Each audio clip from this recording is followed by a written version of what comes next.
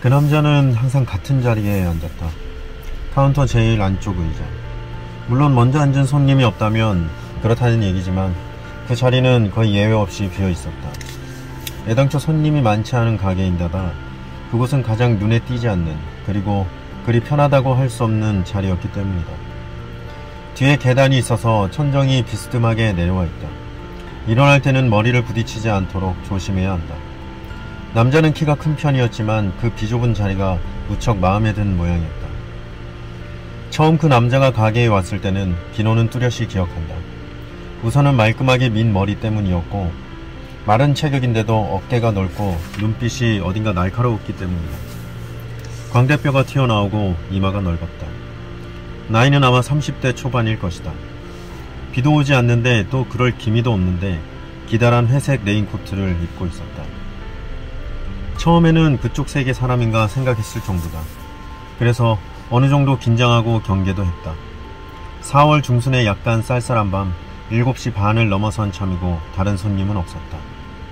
남자는 카운터 제일 안쪽 자리로 가서 앉더니 코트를 벗어 벽에 고리에 걸고 조용한 목소리로 맥주를 주문하고 그 뒤로는 말없이 두툼한 책을 읽었다. 표정을 보니 독세에 푹 빠져 있는 것 같았다.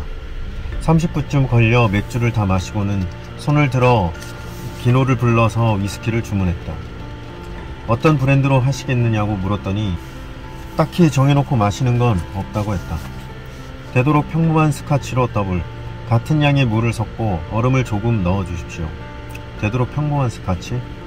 기노는 화이트 라벨을 잔에 따른 뒤 같은 양의 물을 붓고 아이스픽으로 얼음을 깨서 작고 보기 좋은 조각 2개를 넣었다. 남자는 그것을 한 모금 머금고 음미하더니 눈을 가늘게 떴다. 이거면 됐습니다. 그는 다시 30분쯤 책을 읽다가 이윽고 자리에서 일어나 현금으로 계산했다.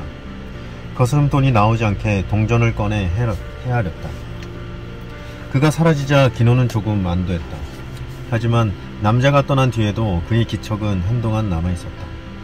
기노는 카운터 안쪽에서 요리 준비를 하며 이따금 고개를 들어 좀 전까지 남자가 앉아있던 자리에 눈길을 던졌다. 누군가 그곳에서 슬쩍 손을 들고 뭔가를 주문할 것 같은 느낌이 들었기 때문이다. 그 남자는 그 뒤로 종종 기노의 가기를 찾았다. 일주일에 한 번, 많으면 2번 정도였다. 처음에 맥주를 마시고 그 다음에는 위스키를 주문한다.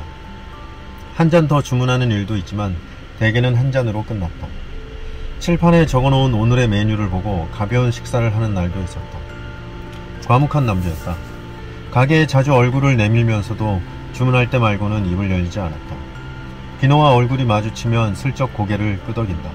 당신 얼굴은 기억하고 있습니다. 라고 말하듯이. 비교적 이른 저녁 시간에 옆구리에 책을 끼고 와서는 카운터에 놓고 읽었다. 두툼한 단행본이다. 문고본을 읽는 모습은 본 적이 없다. 책을 읽다 지치면 눈을 들어 앞쪽 선반에 늘어선 술병을 하나하나 바라보았다.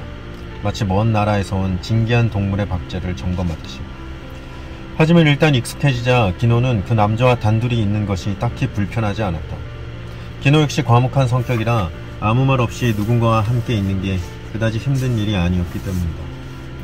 남자가 독서에 몰두하는 동안 기노는 혼자 있을 때와 마찬가지로 설거지를 하고 소스를 만들고 레코드를 고르고 어떤 때는 의자에 앉아 그날 치 조각과 석간을 몰아서 읽었다. 기노는 남자의 이름을 모른다. 남자는 그가 기노라고 불리는 것을 알고 있다. 가게 이름도 기노다. 남자는 이름을 밝히지 않았고 기노도 굳이 묻지 않았다. 그는 가게에 와서 맥주와 위스키를 마시고 말없이 책을 읽고 현금으로 계산하고 가는 단골 손님에 지나지 않는다. 누구에게 무슨 피해를 주는 것도 아니다. 이 이상 무엇을 더 알 필요가 있겠는가. 기노는 스포츠용품 판매회사에서 17년을 근무했다. 체육대학에 다닐 때는 그럭저럭 괜찮은 중거리 육상 선수였는데 3학년 때 아킬레스건을 다치면서 실업팀에 들어가기를 포기하고 졸업 후 코치의 추천으로 그 회사의 일반 사원으로 취직했다. 회사에서는 주로 러닝슈즈를 담당했다. 그가 하는 일은 전국의 스포츠용품점에 자사 상품을 하나라도 더 들여놓는 것이고 제1선에서 활약하는 육상 선수들이 한 사람이라도 더 자사 러닝슈즈를 신게 하는 것이었다. 회사는 오카야마에 본사가 있는 중견기업으로 미즈노나 아식스처럼 유명한 곳은 아니었다. 나이키나 아디다스처럼 고액의 계약금을 걸고 세계적인 인류 선수와 전속 계약을 맺을 만한 자본력도 없다. 유명 선수를 접대할 경기조차 대주지 못한다. 선수들에게 식사라도 한번 대접하려면 출장비를 최대한 줄이거나 자기 주머니를 터는 수밖에 없었다. 하지만 그의 회사는 톱클래스 육상 선수를 위한 슈즈를 수작업으로 득실을 따지지 않고 정성껏 만들었고, 그 양심적인 자세를 높이 평가해주는 선수가 적지 않았다. 성실하게 일하다 보면 결과는 저절로 따라온다는 것이 창업자 사장의 생각이었다. 아마도 그런 소박한 세상 흐름에 눈을 감은 듯한 사풍이 기노의 성격에 잘 맞았는지 그처럼 말수 적고 부침성 없는 사람도 그럭저럭 영업일을 해나갈 수 있었다. 오히려 그런 성격 때문에 그리 많은 수는 아니었어도 몇몇 코치들의 신뢰와 선수들의 개인적인 호감을 얻기도 했다. 선수 한 사람 한 사람이 어떤 슈즈를 원하는지 귀 기울여 듣고 회사에 돌아가 제작 담당자에게 전달했다. 일은 나름대로 재미있고 보람도 있었다. 대우가 좋다고는 할 수 없었지만 자기 능력에 맞는 일을 하고 있다는 실감이 있었다. 이제 자신이 직접 달릴 수는 없어도 한창 커나가는 선수들이 멋진 폼으로 힘차게 트랙을 달리는 모습을 지켜보는 게 즐거웠다. 기노가 회사를 그만둔 것은 일에 불만이 있어서가 아니었다. 그것은 부부간에 뜻하지 않은 트러블이 몰고 온 결과였다. 그가 회사에서 제일 친하게 지내던 동료가 아내와 관계를 가졌다는 사실을 알게 된 것이다. 기노는 도쿄에 있는 시간보다 출장을 가 있을 때가 더 많았다. 큼직한 스포츠백에 슈즈 샘플을 잔뜩 넣고 전국의 스포츠 용품점을 돌면서 해당 지역의 대학교나 육상팀이 있는 회사의 얼굴을 내밀었다. 그렇게 집을 비운 사이에 두 사람이 관계를 가진 것이다. 기노는 그런 쪽으로 별로 눈치가 빠른 편이 아니다. 부부 사이는 원만하다고 생각했고 아내의 말이나 행동에 의심을 품어본 적도 없었다. 만약 그날 우연히 하루 일찍 출장에서 돌아오지 않았더라면 끝까지 알지 못하고 넘어갔을지도 모른다. 그는 출장지에서 곧바로 가사이에 있는 집으로 돌아왔다가 아내와 그 남자가 벌거벗은 채 침대에 있는 장면을 목격했다. 그의 집 침실에서. 부부가 항상 잠들던 침대에서 두 사람은 한 몸이 되어 있었다. 오해가 끼어들 여지는 없었다. 아내가 쪼그려 앉은 자세로 위에 올라타 있었기 때문에 문을 연 기노는 그녀와 정면으로 얼굴을 맞닥뜨렸다. 모양 좋은 유방이 위아래로 크게 흔들리는 게 보였다. 그때 그는 39, 아내는 35살이었다. 아이는 없다. 기노는 고개를 숙이고 침실 문을 닫고 일주일치 빨랫감이 든 여행 가방을 도로 어깨에 맨 채 집을 나와 2번 다시 돌아오지 않았다. 그리고 다음날 회사에 사직서를 냈다. 기노에게는 독신의 이모가 있다. 어머니의 언니로 미인이었다. 기노가 아직 어릴 때부터 이모는 기노를 귀여워해 주었다. 오래 사귄 연상의 연인이 있었는데 그가 손도 크게 아오야마의 아담한 단독주택을 사주었다. 흘러간 호 시절의 얘기다. 이모는 그 집 2층에 살면서 1층에서 찻집을 운영했다. 작은 앞마당에 있는 멋들어진 버드나무가 풍성한 초록잎을 늘어뜨리고 있었다. 내 집 미술관 뒷골목 안쪽이라서 장사를 하기에는 전혀 적합하지 않은 위치였지만 이모는 신기하게도 사람을 끌어들이는 힘이 있어서 나름대로 장사가 잘 되었다. 하지만 60이 넘어 허리가 안 좋아지면서 이모 혼자 가게를 꾸려나가기가 점점 힘들어졌다. 그녀는 가게를 접고 이즈 공원에 온천 딸린 리조트 맨션으로 이사하기로 결정했다. 재활치료시설도 잘 갖춰진 곳이다. 그래서 기노에게 자신이 떠난 뒤 나중에라도 그 가게를 인수해 운영해볼 생각은 없느냐고 물어왔다. 아내의 외도 사실을 알기 석 달쯤 전의 얘기다. 말씀은 고맙지만 아직은 그럴 계획이 없다고 기노는 대답했다.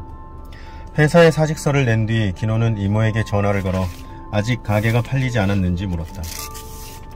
부동산 중개소에 매물로 내놓긴 했는데 이렇다 할 문의가 없다고 했다. 가능하면 그곳에서 바 같은 것을 해보고 싶은데 다달이 임대료를 내고 빌리는 방식도 가능하냐고 기노는 물었다. 회사 일은 어쩌고 이모가 물었다. 회사는 얼마 전에 관뒀어요. 안 사람이 반대 안 했어? 곧 이혼할 거예요. 기노는 그 이유를 설명하지 않았고 이모도 묻지 않았다. 전화기 너머에서 짧은 침묵이 흘렀다. 그러고는 이모는 임대로 할 경우의 월세를 알려주었다. 기노가 예상했던 것보다 훨씬 적은 금액이었다. 그 정도면 낼 수 있을 거라고 기노는 말했다. 퇴직금도 좀 나오는 모양이고 돈 문제로 이모한테 폐 끼치는 일은 없을 거예요. 그런 걱정은 안 한다. 이모는 딱 잘라 말했다. 기노와 이모는 그다지 많은 이야기를 나누지 못했지만 예전부터 묘하게 서로를 이해하는 면이 있었다. 기노가 한 번 맺은 약속을 간단히 깨는 사람이 아니라는 것을 그녀는 잘 알고 있었다. 기노는 저금해둔 돈의 반을 덜어 찻집 인테리어에 바가 어울리게 바꿨다. 최대한 심플한 집기를 구비하고 두툼한 판자로 긴 카운터를 만들고 의자를 새로 들였다. 차분한 색감의 벽지를 바르고 조명도 술 마실 장소에 걸맞는 것으로 바꿨다. 집에서 조촐한 레코드 컬렉션을 가져와 선반에 꽂았다. 오디오 설비도 그럭저럭 괜찮은 걸 갖고 있었다. 토렌스 LP 플레이어와 럭스맨 앰프, 소형 JBL 2웨이, 독신 시절에 상당히 무리해가며 사들인 것이다. 그는 오래된 재즈를 아날로그 레코드로 듣는 것을 옛날부터 좋아했다. 그것은 거의 유일한, 그리고 취향이 비슷한 사람도 주위에 없는 그의 취미였다. 학생 시절 롯봉기의 펍에서 바텐더 아르바이트를 했었기 때문에 웬만한 칵테일은 레시피 없이 혼자서 만들 수 있었다. 가게 이름은 기노로 했다. 그것 말고 적당한 이름이 생각나지 않았기 때문이다. 처음 일주일 동안은 손님이 한 명도 없었다. 하지만 예상했던 일이기에 별로 걱정하지 않았다. 가게를 열었다는 사실을 지인 중 누구에게도 알리지 않았다. 광고도 하지 않고 눈에 띄는 간판도 내걸지 않았다. 그저 골목 안쪽에 가게를 열고서 그곳을 발견한 호기심 많은 손님이 들어오기를 가만히 기다렸을 뿐이다. 퇴직금도 아직 좀 남았고 별거 중인 아내는 그에게 경제적인 요구를 조금도 하지 않았다. 그녀가 기노의 옛 동료였던 남자와 이미 같이 살기 시작했기 때문에 지금까지 두 사람이 살던 가사이의 맨션은 필요 없게 되었다. 그래서 그 집을 팔아 대출 잔금을 제하고 남은 돈을 반씩 나누기로 했다. 기노는 가게 2층에서 숙식을 해결했다. 한동안은 먹고 살 수 있을 터였다. 손님이 전혀 오지 않는 가게에서 기노는 오랜만에 마음껏 음악을 듣고 읽고 싶던 책을 읽었다. 바짝 마른 땅이 빗물을 빨아들이듯 지극히 자연스럽게 고독과 침묵과 정막을 받아들였다. 아트 테이텀의 피아노 솔로 음반을 자주 들었다. 현재 그의 심경과 잘 어울리는 음악이었다. 이상하게도 헤어진 아내나 그녀와 동침한 옛 동료에 대한 분노와 원망은 일지 않았다. 물론 처음에는 큰 충격을 받았고 한동안 제대로 뭔가를 생각할 수 없는 상태가 이어졌지만 이웃고 뭐 어쩔 수 없는 일이지 라고 생각하게 되었다. 결국에는 이런 날을 맞닥뜨리게 되어 있었던 것이다. 원래부터 아무런 성취도 아무런 생산도 없는 인생이다. 누군가를 행복하게 해주지 못하고 당연히 나 자신을 행복하게 하지도 못한다. 행복이라는 것이 도대체 어떤 것인지 이제 기노는 이렇다하게 정의 내릴 수 없었다. 고통이나 분노, 실망, 체념, 그런 감각도 뭔가 또렷하게 와 닿지가 않았다. 그가 할 수 있는 일이라고는 그렇듯 깊이와 무게를 상실해버린 자신의 마음이 어딘가로 맥없이 떠내려가지 않도록 단단히 묶어줄 장소를 마련하는 것 정도였다. 기노라는 골목 안쪽의 작은 술집이 그 구체적인 장소가 되었다. 그리고 그것은 이상하게 마음이 편해지는 공간이었다. 사람보다 먼저 기노의 편안함을 발견한 것은 회색 길고양이였다. 어린 암컷이고 꼬리가 길고 아름다웠다. 가게 한 귀퉁이에 자리한 오목한 장식장이 마음에 들었는지 그곳에서 동그랗게 몸을 말고 자곤 했다. 기노는 되도록 그 고양이를 가만히 내버려 두었다. 아마 고양이도 그래 주기를 바랄 것이다. 하루에 한 번 먹이를 주고 물을 갈아주는 것 이상은 하지 않았다.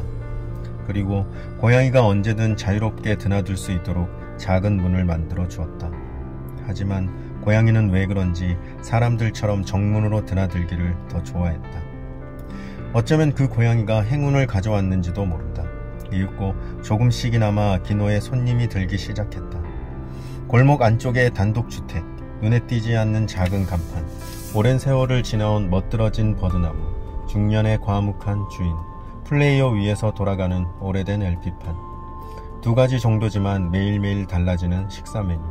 가게 한 귀퉁이에 느긋하게 누워있는 회색 고양이. 그런 분위기가 마음에 들어 꾸준히 찾아오는 단골 손님도 생겼다. 그들이 새로운 손님을 데려오는 일도 있었다. 잘 나가는 가게라기에는 아직 한참 멀지만 다달이 임대료를 낼 정도의 매상은 나왔다.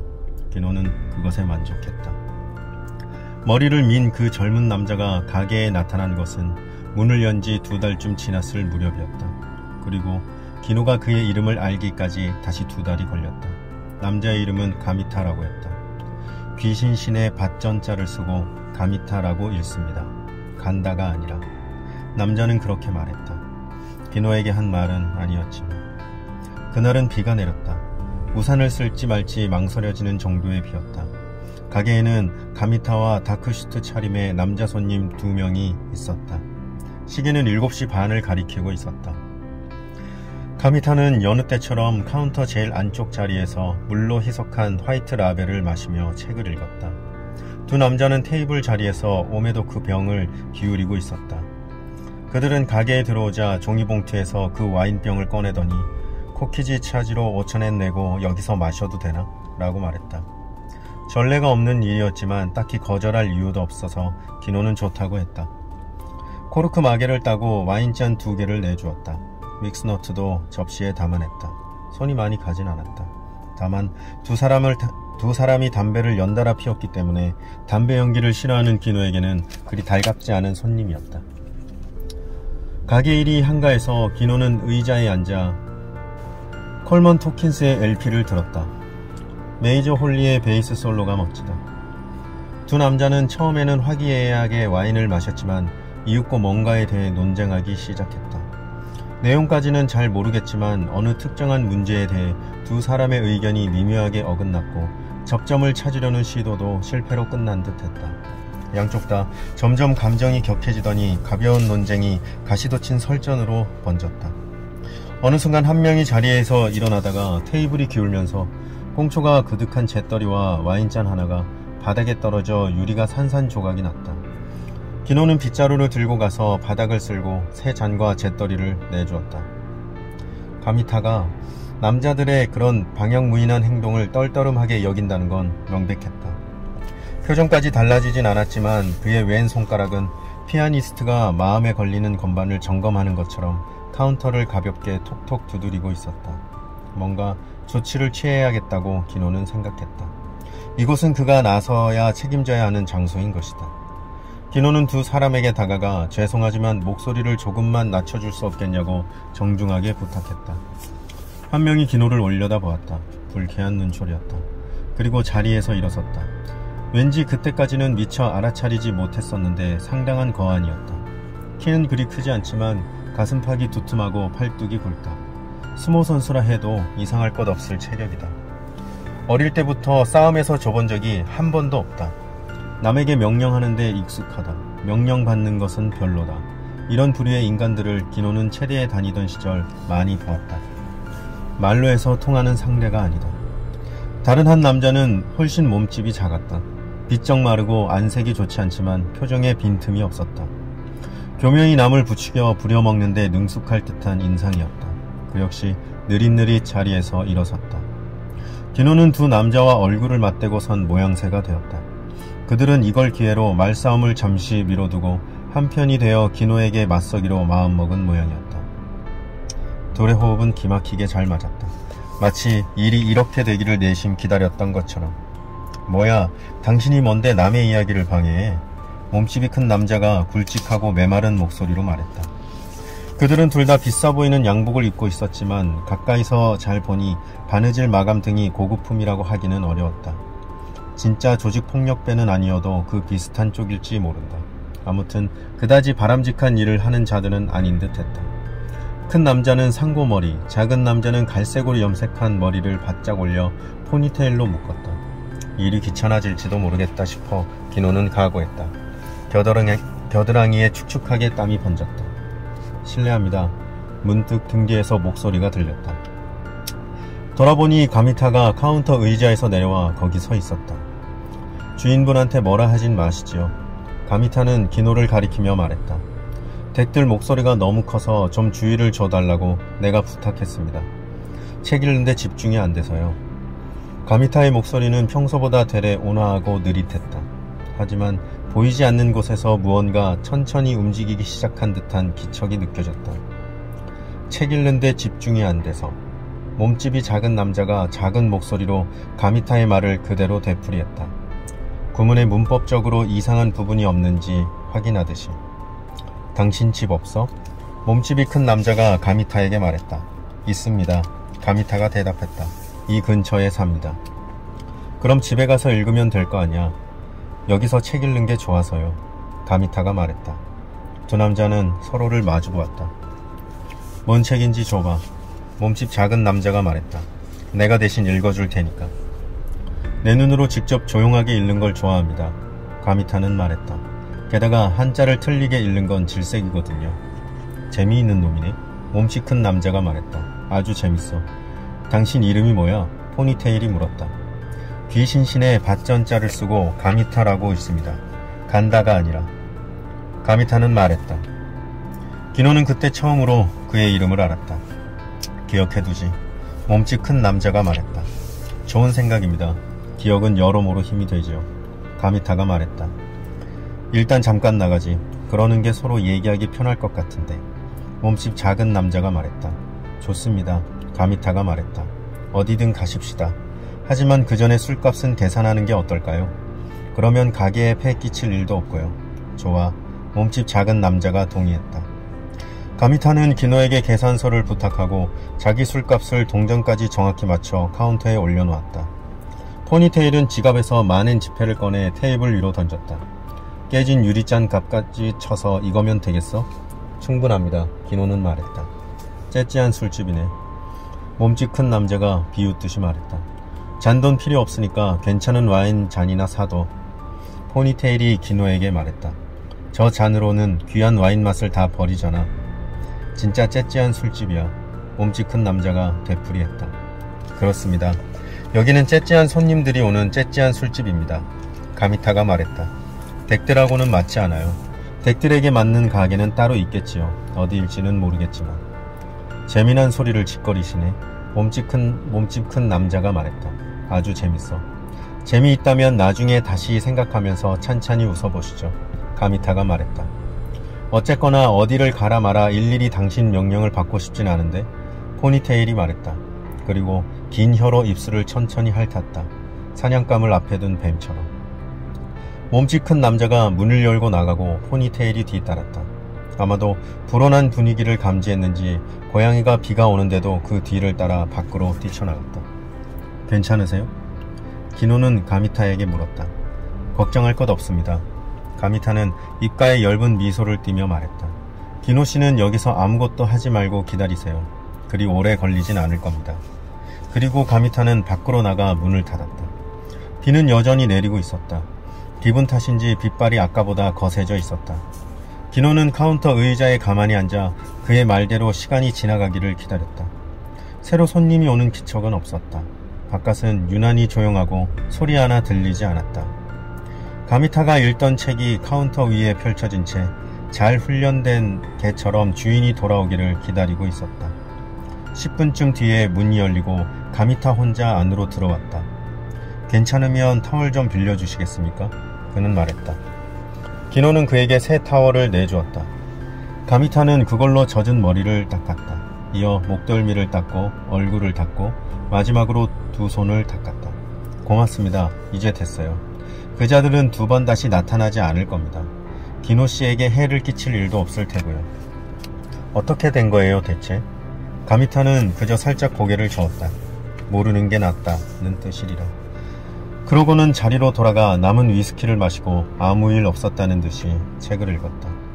돌아가려는 참에 또 돈을 내려고 해서 기노는 이미 계산을 마쳤다고 알려주었다. 아참 그랬죠. 가미타는 겸연쩍은 듯이 말하더니 레인코트 깃을 세우고 챙 달린 둥근 모자를 쓰고 가게를 나섰다. 그가 돌아간 뒤 기노는 가게 앞으로 나가 근처를 둘러보았다. 하지만 골목은 쥐죽은 듯이 고요했다. 지나가는 사람 하나 없다. 격투한 흔적도 없고 핏자국도 없었다. 대체 무슨 일이 있었을까?